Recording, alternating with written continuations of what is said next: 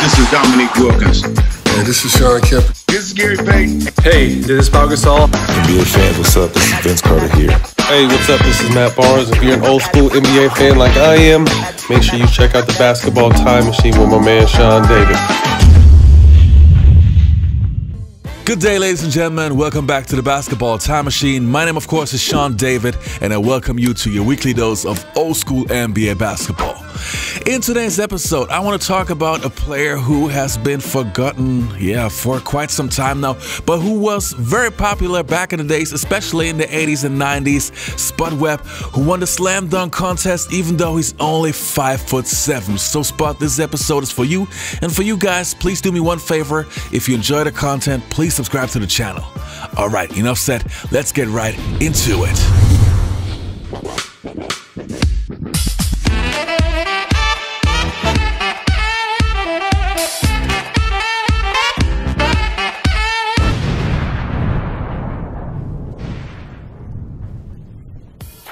Now, the first thing you guys gotta know is it was very difficult to find clips about Spud Webb with NBA legends talking about him, but I did my best and I found a couple of them. The first one is from the NBA 80s documentary. Let's take a look.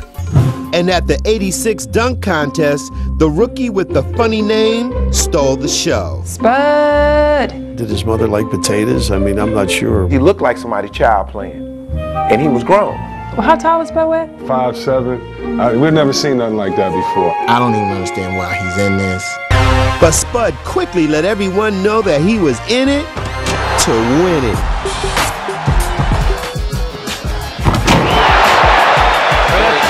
It's conservative, but it still wins people, and probably the judges. He goes back to the double clutch move.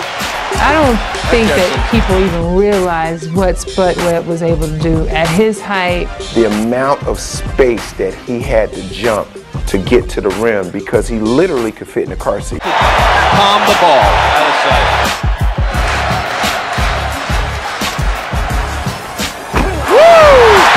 And Spud Webb comes through in the clutch. So much excitement around the NBA. Unheard of. And I'm up in the stands. Throw it. Freak it. Backwards. Unheard of. His timing was so impeccable.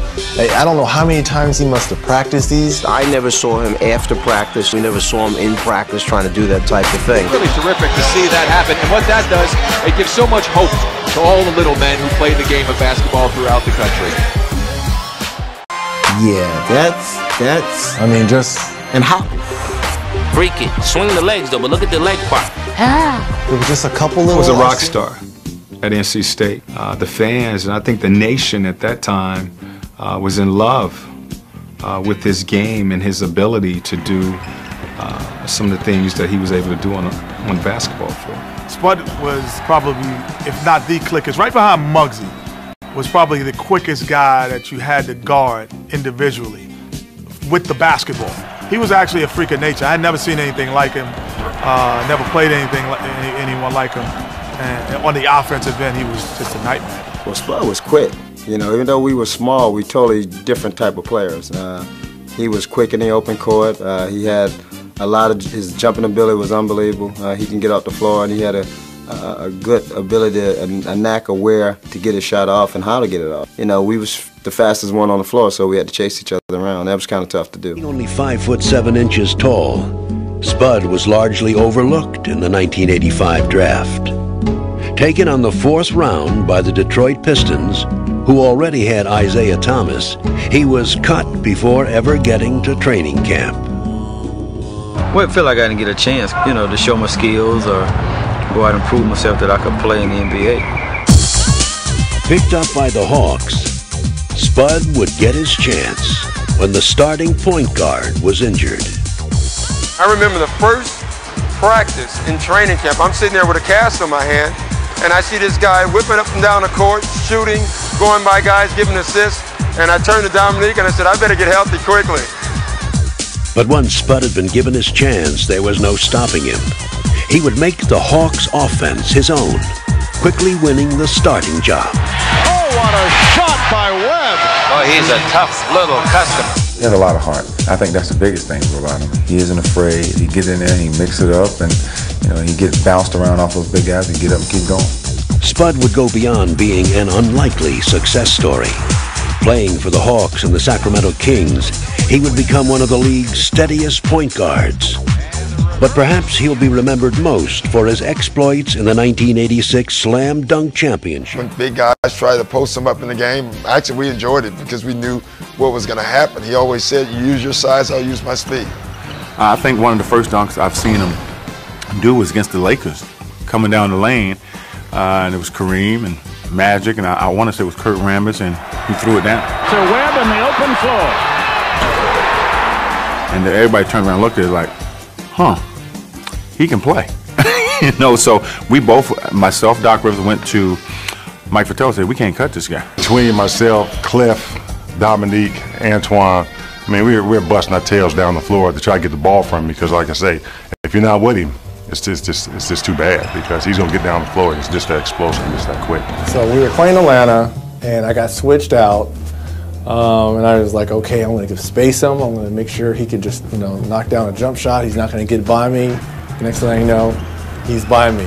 But not only is he by me, he's finishing at the rim over depth of shrimp, and I'm in the lane trying to block him from behind. He was definitely too quick for me, even though I thought I could keep Spud in front of me. Once you're on the heels, you can't do it. And that's what he did to Isaiah. He got Isaiah, because look how far Isaiah's back from him. Isaiah's playing against that speed, he's back on his heels, boom, here comes the cross. The first day I seen him play, I went to the coach and told him it'd be a big mistake by cutting this guy because he's a guy who's going to help us when the season starts. And unfortunately, he got hurt in training camp, and no one really got a chance to see what he can do. And I kept telling the coach, let's hang on to him and let's give him a chance.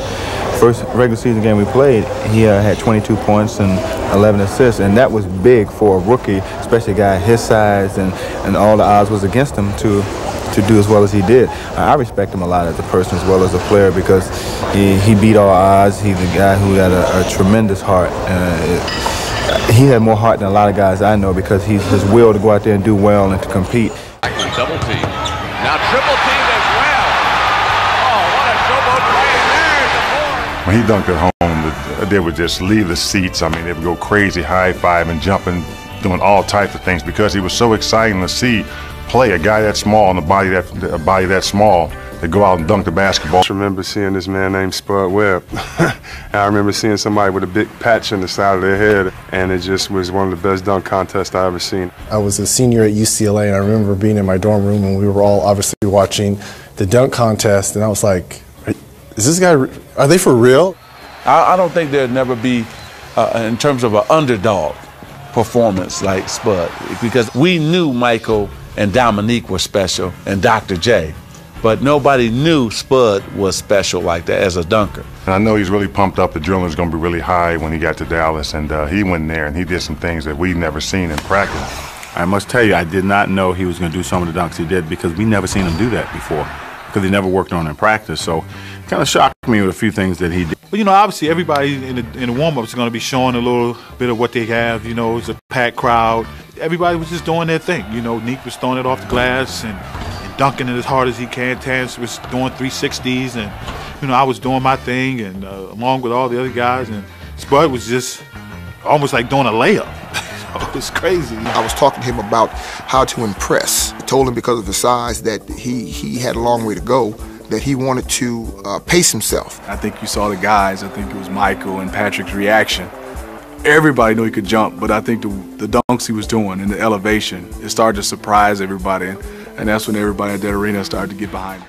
Unfortunately, Spud Webb is one of those players who kind of got forgotten over the years. But I remember, especially in the 90s, he was very popular because there weren't too many short players around. I mean, you had Muggsy Bogues, you had Spud Webb, and you had Earl Boykins when we talk about the really short players. And I just want to make sure that we don't get it twisted. Spud Webb was also a good player. He was not only a great dunker in the dunk contest, but he was also pretty good for his size. I mean, he had good handles. He was very fast, super quick there. If you go on YouTube and check for his highlights, he was so fast.